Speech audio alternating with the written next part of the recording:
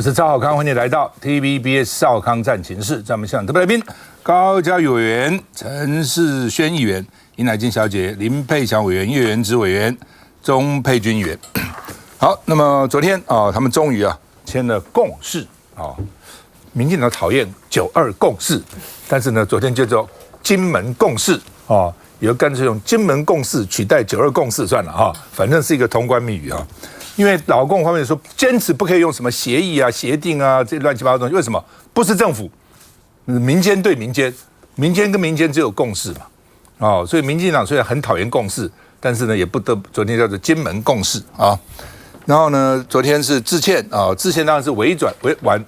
婉的致歉了说抱歉，我因为没有收证，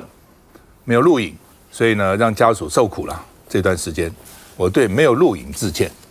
就像有一个人开车撞死一个人，他说我不跟死者致歉，我对我那个车上那个录影带没搞好致歉我们车上不是都有那个行车记录器吗？我的行车记录器刚好坏了，这样，所以呢，我撞死人，但我对我车子行车记录器坏了来致歉好，罹难者呢，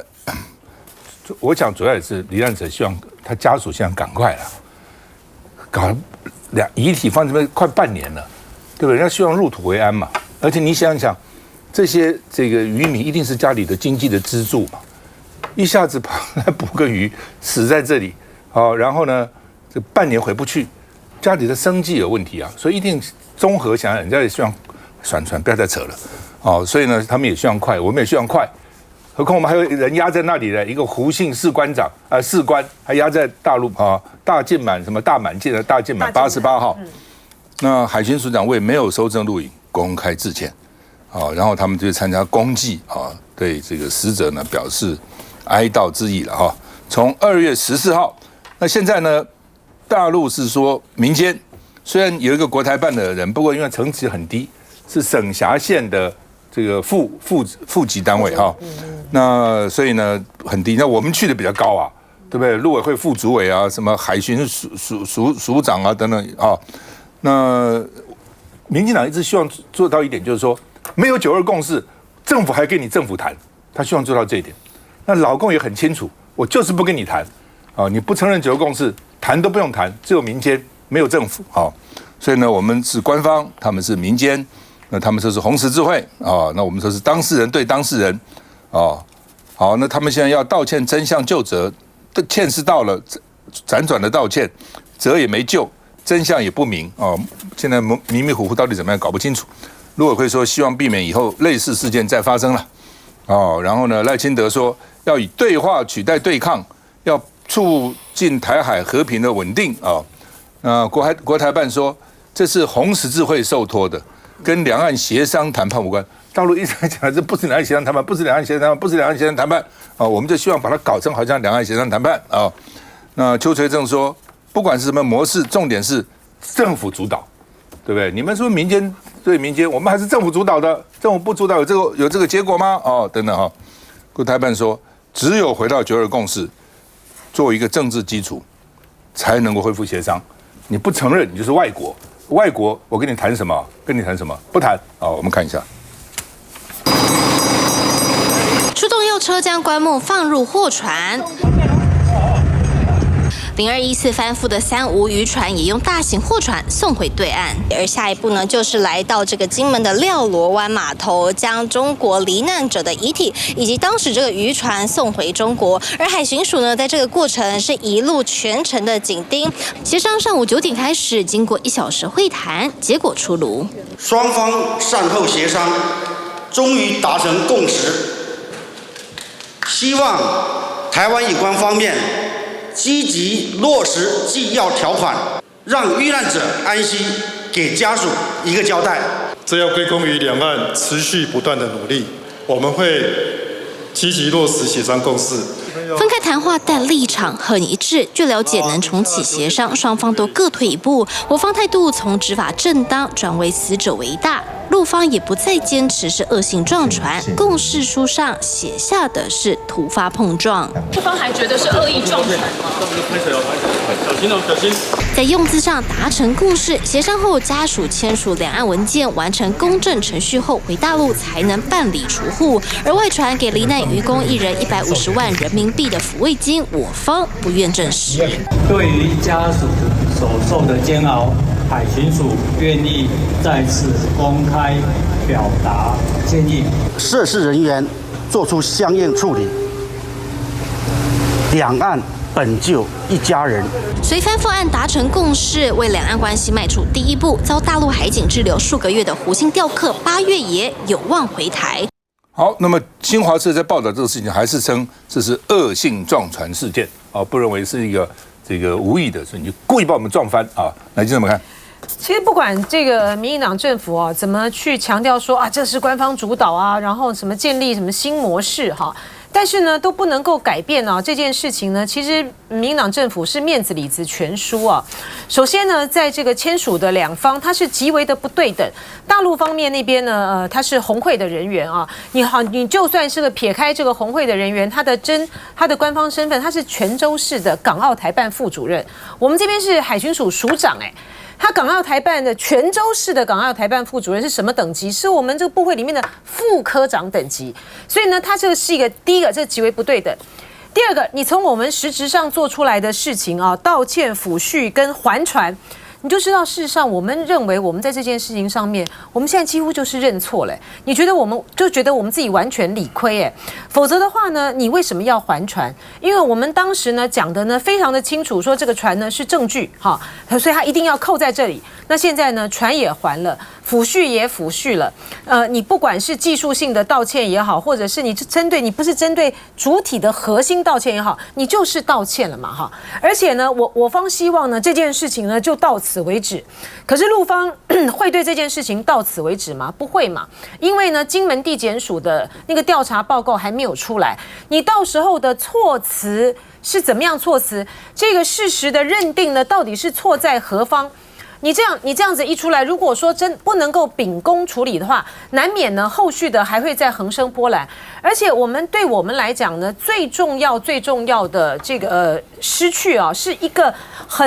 除了一个司法管辖权上面的，你实质上面的，在有关于证据的搜证和司法管辖权的行使不够完备的情形之下，我们的禁限制水域被对方就拿走了，就没收了，这个拿走以后就回不来了。好，所以说这个对于民进党政府来讲，他现在呢做的这样子大内宣说我就算不承认九二共识，他还不是必须要跟我谈，我们还是有能力解决这个问题。可是你实质上的失去呢，却是永久失去，而且影响极大。这次的事件呢，最关键的还是在于大陆的整个的对台政策的方向的一个主调，就是呢，当他寄出了惩毒22条，当他针对性的对于赖清德的新两国论的说法，他越来越趋向于台独的这样子实质的这个说法的时候，他惩毒22条，然后对台湾呢演习也演习了，然后对于这个金厦事件上面，他就没收你的这个管辖权，就没收你的禁限制水，没收你的实质上的管辖了之后呢，他又在这个大境满88号把我们的渔民，你违反我们大陆的休渔的规定，我就把你抓走了嘛。所以说等于是说在这个海域上面，未来如何要来去进行，不管是公务的行使或是观光船的这个行使的话呢，你几乎都是要看着中共的脸色来做事了。而且因为呢，他转调了之后，他的目的就是要让金门的0214这件事情落幕，他要进行的是金厦融合发展，他要开放厦门的观光客到金门来嘛，他要让台湾的民众切实的感觉到，就是说在有利于两岸人民的事务上面，就算是大陆这边受到了一点委屈，他们还是以大局为重。好吧，陆委会副主任梁文杰去了，我们看他去干嘛？结束协商，泉州市台港澳办副主任李朝辉抵达殡仪馆，大约10分钟后，陆委会副主委梁文杰也到场。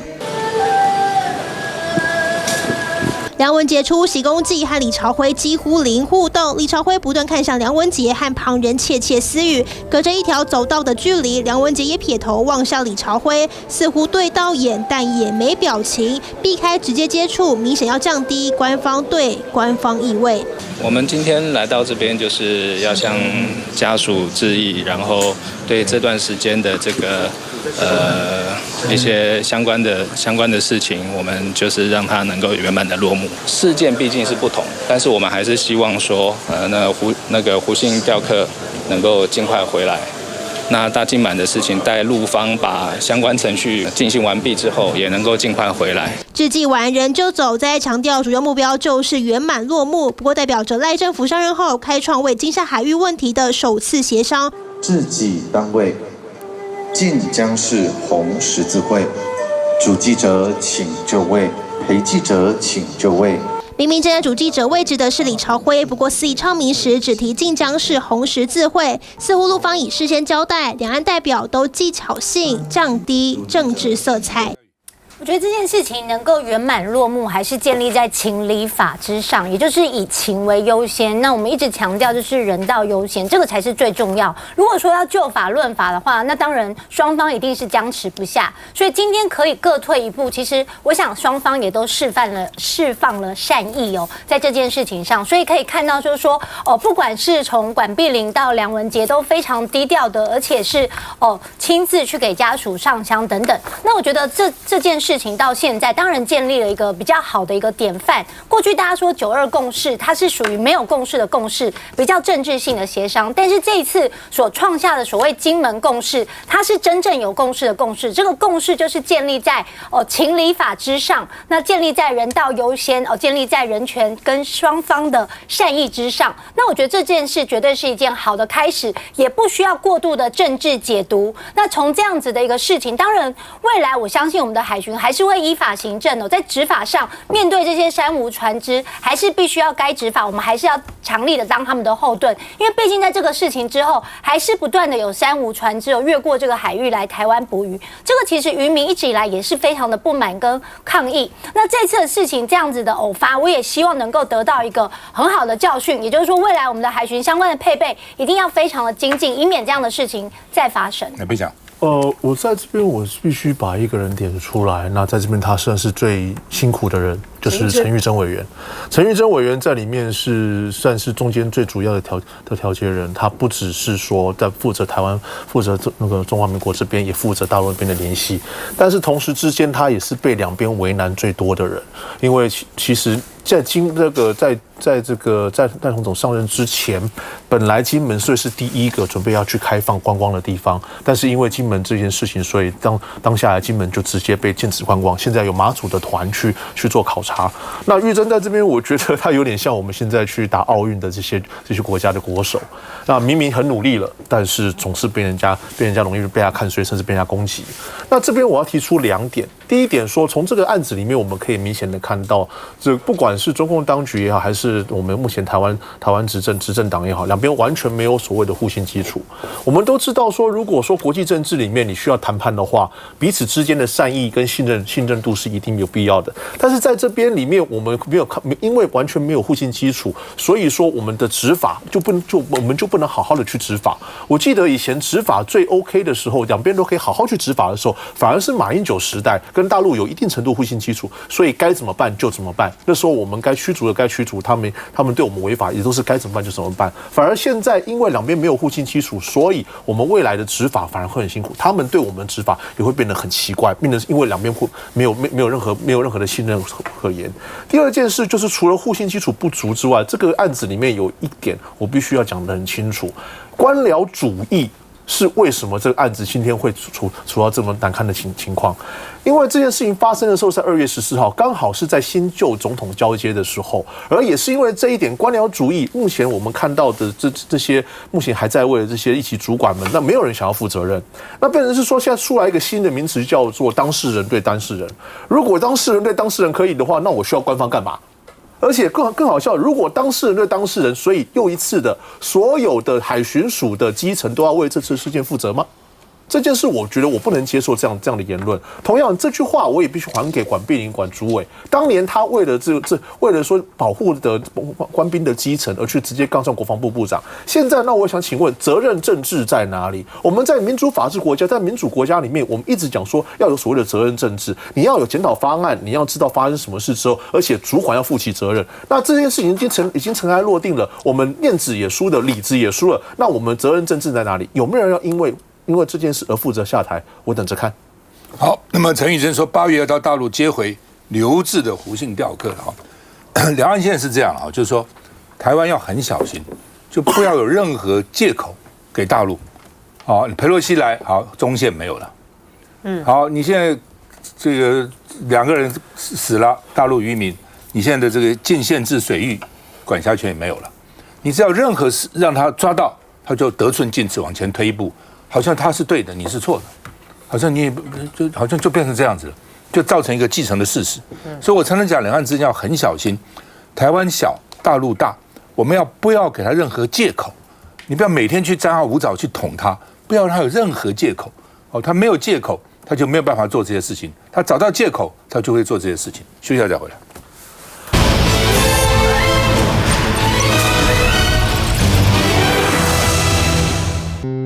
住得安全，活得平安。一人一点力，爱就大无限。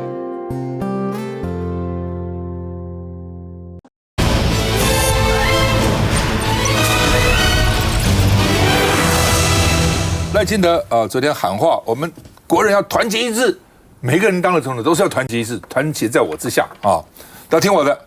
台湾主体就是土地跟2350万人啊。然后呢，他昨天在他那个叫 IPAC 哈，柯文哲就笑他了。柯文哲就说，独裁者常常自己认为很爱国，你赖清德留个小胡子，不就越来越像希特勒吗？柯文哲讲这话，民进党当然很生气了。民进党就说，一张嘴，全党都惨跳水哦，居然说我们这个赖清德像希特勒哦，那不久就会有人再画个漫画，在赖清德嘴巴上画2撇胡子，看看到底像不像好。然后呢，赖清德说他愿意跟中国呢对等尊严的交流哦。那问题是这个你现在不承认9二共识，什么都不必谈了哈。那这个他就在 IPAC 赖清德说，中国错误诠释2758号决议为建构武力犯台的依据啊。这个你要怎么解释2758随便，但是那个跟武力犯台有什么关联？我不懂。赖清德的逻辑到底是什么？那个让你不能参加国际组织，这是的啊，就是很多联合国的组织你不能去。但是呢，跟他武力犯不犯台跟这有什么关系呢？就乱讲一通嘛。那 IPAC 也做了决议了，就说呢不承认这2758号决议呢，然后决定了台湾的政治地位是不能参加这个，不能参加那个。我说很好啊，我向 IPAC 致敬。IPAC 很多会员国都很重要的，你们支持我们回联合国嘛？支持我们参加这个联合国下面的组织嘛？连我们一个 WHO 的观察员你都支持不了，光嘴巴讲了几年都进不去，你讲这干嘛呢？这是口水多过茶嘛？你真的支持我们，只有会员国，不要这边讲做个决议，做个决议有什么用？站出来说我就支持中华民国，对不对？回到这个联合国，当时2758号决议没有讲中华民国地位，只有讲把蒋介石蒋帮势力这个赶出去，没有提到中华民国，也是，那就是我们要回去嘛，那我们回去啊，我们看一下。对中政策跨国会议联盟 IPAC 来台办年会，台湾位居第一岛链，总统又是东道主，自然要出席。中国的扩权行为也经常是透过法律战，或是扭曲历史。法律是公平正义的防线，历史是自我反省的镜子，也不能够拿来作为对外侵略的借口。说的正是第2758号决议，因为总统认为对岸错误诠释，也借此感谢国际友人。反对中国错误诠释联大第2758号决议与一中原则不当连接，企图用来限缩台湾的国际参与，并且建构中国武力犯台的法律依据。总统捍卫台湾参与国际事务权利，而自家立委也因无法参与 IPAC 内部会议，点名主要在野党。也正因少了国民党绿营立委人无缘入会，只是这话又掀起另一个波澜。希望在野党站在台湾的利益，站在台湾的价值上，而不是单纯畏惧中共的淫威。这个 IPAC 其实以前大家我也很少人听过了哈，因为我们也不是会员国嘛，然后也不知道它是干嘛的，也不在台湾办，也不在台湾办哈。那结果这次非常奇怪，就是说还忽然间我们不是会员国，但是居然选择台湾办，所以有人在讲啊，就说这可能 IPEC 后面背后的金主其实就是台湾的，尤其是它的资金来源很可能是民主基金会。所以这个是为什么韩国瑜他接了民主基金会的董事长，然后要找自己的那个叫那个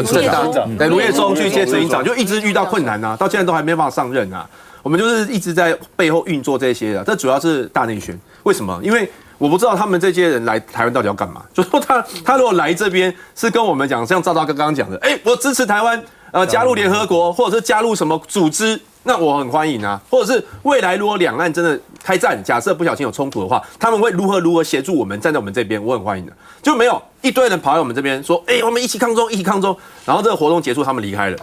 然后到时候然后万一真的怎么样，还不是我们自己要面对，所以这个是一个大败败啦。那这样这个大败败的活动，实际上我们国民党就没有参加嘛。然后结果刚刚我们画面上看到王定宇啊，哇，就出来讲说这 IPEC 很重要啊，国民党不参加啊，就是老共同路人啊，然后还造谣说的什么，就是因为没有在野党的立委来参加，所以我们没有办法参加 IPEC 内部会议。结果民众党出来打脸啊，就讲说你不要造谣好不好？还是你是草包？我们不是会员国，所以没办法参加内部会议啊。所以这个 IPEC 就是民进党的内就是内宣。那我觉得民党现在他陷入到一个很矛盾的两岸政策当中，就像刚上一趴我们谈的，为什么有让步？因为一开始金门的那个事情，民进党本来踩得很硬，几件事情，第一个他坚持一定要官方对官方，第二个坚持是他坚持一定要司法调查结果出来之后才会道歉。所以我们本来一直认为说这事情可能无解了，就是会拖非常久，因为司法调查要很久嘛。结果可以在昨天顺利解决，但很高兴啊，可以顺利解决。官方对官方不坚持了，变成当事人对当事人，然后道歉了，用一个技术性的道歉，说因为没有录影啦，还有对家属的煎熬，我们道歉。但是还是道歉嘛，道歉了，大家就会各自解读嘛。陆方也可以解读成说台湾这边认错了，哈，这也是一个让步，然后也不坚持说一定要司法调查之后才道歉，然后才解决问题。所以为什么会这样子？很可能就是因为他遭受到很大的压力嘛，包括兰姐说的，就是禁制海域或什么已经被不承认了，然后我们的大进满，我们现在被扣油，然后还有胡信钓客被扣留，两岸关系越来越僵持，好。所以产生了让步，但是很奇怪的是，你这边因为压力让步，然后另外一边你还是一直在搞内宣，然后一直在搞抗中。那到底我们的路线，你到底是要战要和，到底要怎么样？我觉得现在是处于一个非常混乱、一个没有很一致性的状况。这个我觉得也会让台湾人非常担忧啦。佩君。柯文哲说赖清德留胡子像希特勒，如果他的目的是娱乐或者是激怒民进党，我觉得这个效果是有达成的。可是如果说形容没有那么精准哦，因为其实这个希特勒跟纳粹党的这个意识形态，还有他们的族群主张是纯粹的血统论，那是用他的祖先族裔，还有他个人这个雅利安人的外貌特质去区分德国人，还是说应该当时被他们赶尽杀绝的犹太人？那如果他是要去凸显或讽刺民进党的模式，其实他也不是排斥外省人或客家人或原住民这些血统，而是某种程度我认为是强推这个福老族群的语言文化，就是我们之前讨论的他这个用台语全程去发言呢，那把其他的文化语言的主张族群的价值去降到次要，相对他在意的降到次要，或者就是说你要继续主张你的客家族群的这个原住民特质也不是不可以，但是记得你在政党立场的时候，你要台湾价值充满，你要跟民进党一样，那不然如果你以上皆非的话，那你就是这个想方设法会被挑毛病，你就变中共同路人，或者你会变成台湾价值不正确。那如果真的要去形容，可能比较像是二战之后的这个麦卡锡主义，不是真的血统或者是意识形态去判断，那是看他比较这个认知认同哪一个政党，然后再去讨论你的血统跟意识形态是不是造成你政治认知错误的原因。所以柯主席的意思大概比较趋近于这个啦。那当然了，我也不能否认他讲希特勒确实全部媒体都下标，娱乐性很强，然后民进党也很生气，所以我觉得某种程度他也成功了。志贤，